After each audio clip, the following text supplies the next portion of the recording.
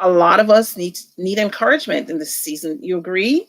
Sure. I mean, so verse 9 goes like this: the evildoer shall be cut off, but those that wait upon the Lord, they shall inherit the earth.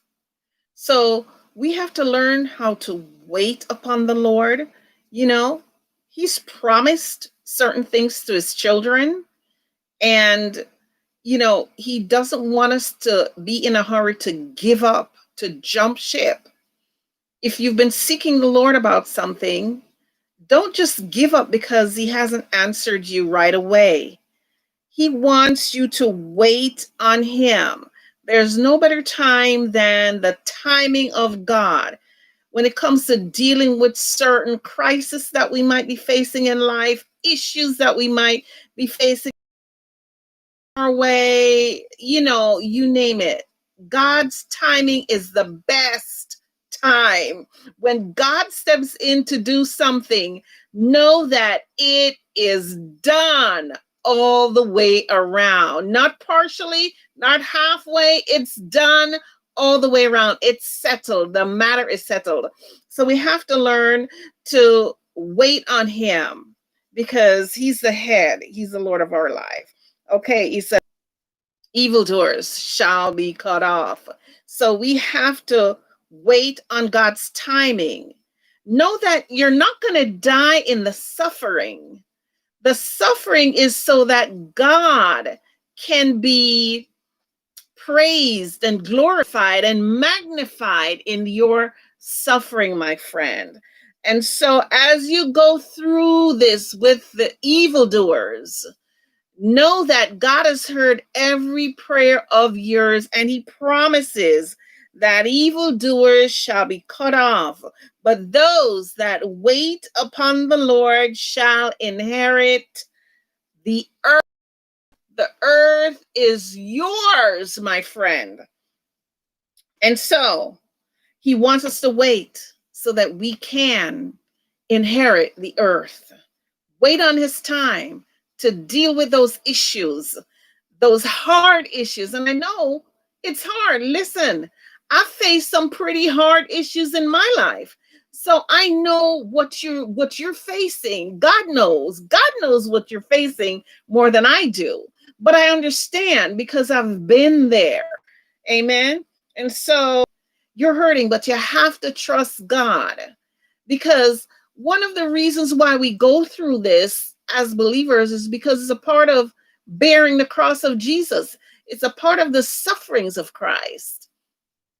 So you're not going to die in it. You're just bearing the cross of Jesus. These evildoers didn't need to put you through all of that.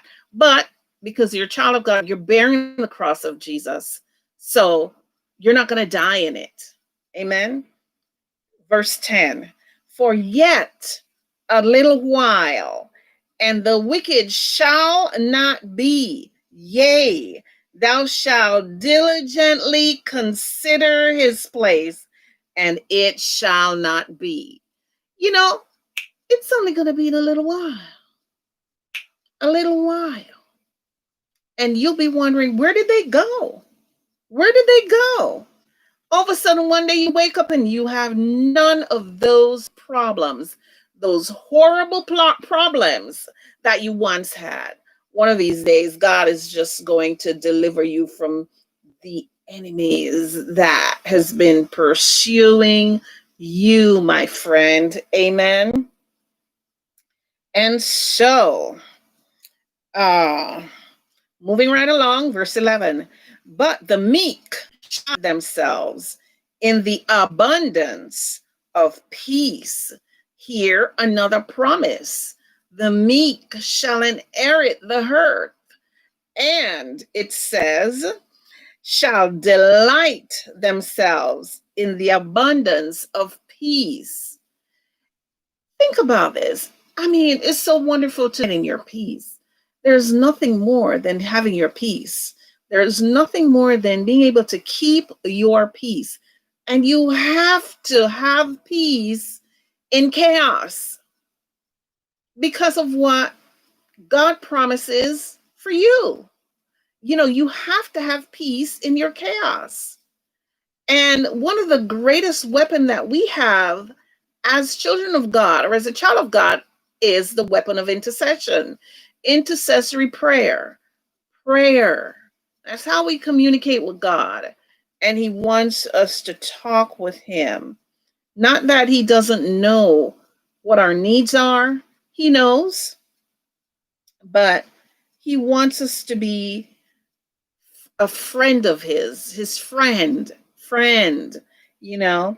And so, moving right along, the wicked in verse 12, the wicked plotteth against the just. The wicked, just give me 1 minute here.